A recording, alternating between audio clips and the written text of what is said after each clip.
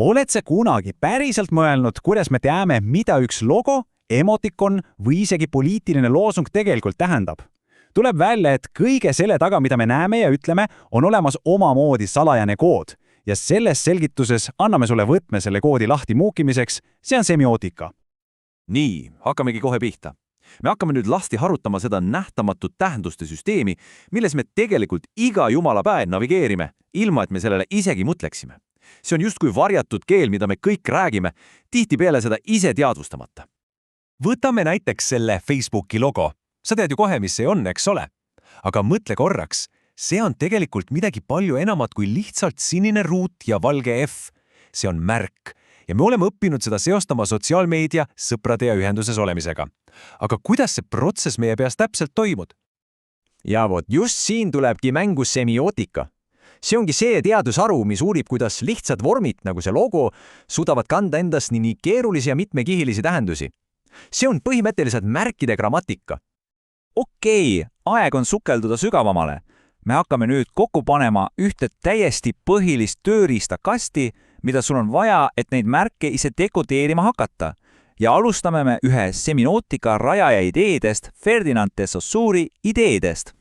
Saussuri järgi on igal märgil kaks täiesti fundamentaalset osa ja see lihtne valem ongi meie tööriistakasti vundament, selle abil saame hakata maailma hoopis uue pilguga vaatama. Vaatame nüüd neid osi natuke lähemalt. Okei, tähistaja. See on see osa, mida me oma meeltega tajume, mida sa päriselt näed, kuuled või katsud. Eelmise Facebooki logo näite puhul on tähistajaks F-täht ise, see sinine värv ja ruudu kuju. See on lihtsalt see füüsiline asi iseeneses. Ja tähistatav, see on see kontseptsioon, see idee, mis meil peas tekib, kui me tähistajat näeme.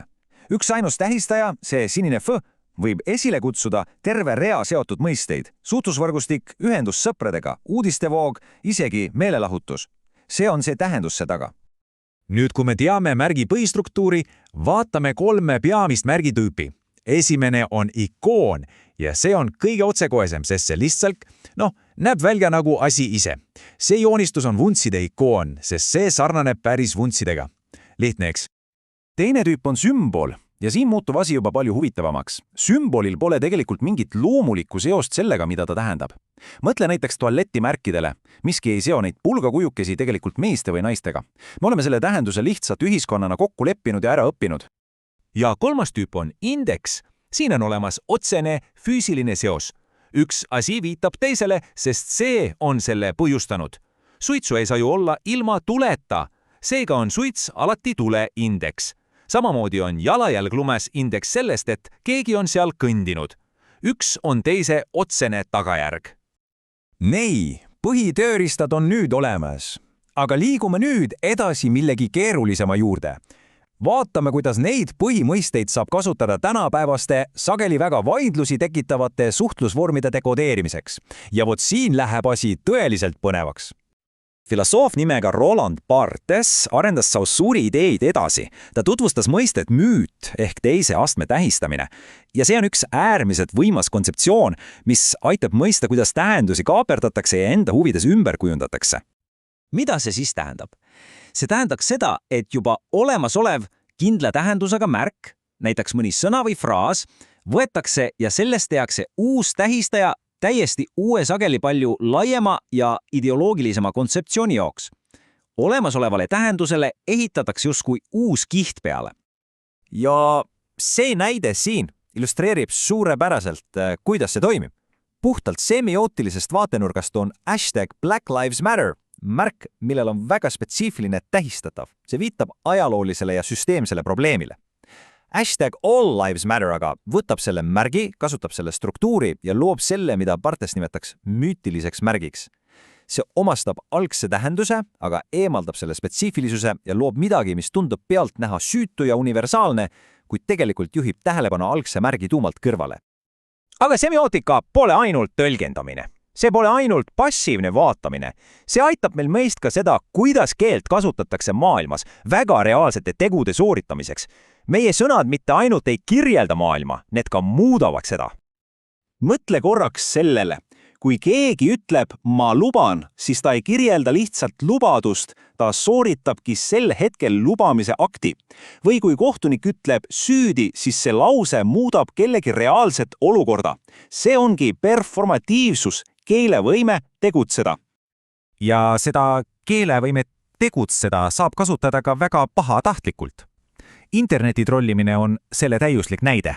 Trollid ei püüa tingimata midagi tähendada, vaid nad püüavad midagi teha, nimelt vestlust häirida ja kogukonda lõhestada.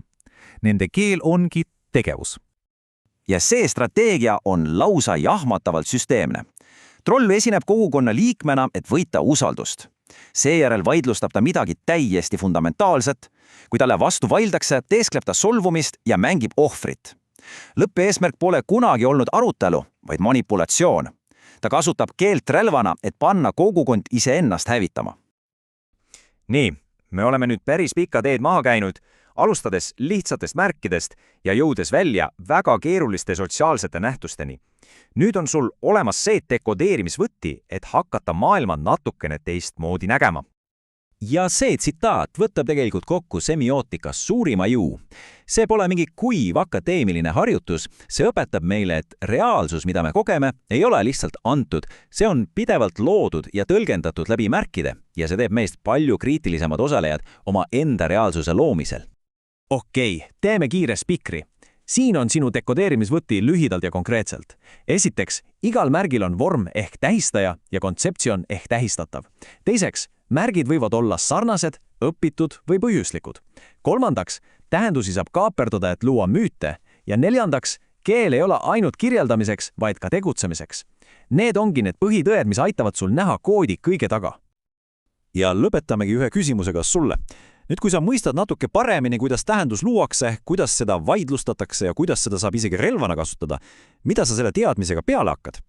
Kuidas see muutab seda, kuidas sa tarbid meediat, osaled aruteludes või isegi lood ise märke? Mõtle sellele.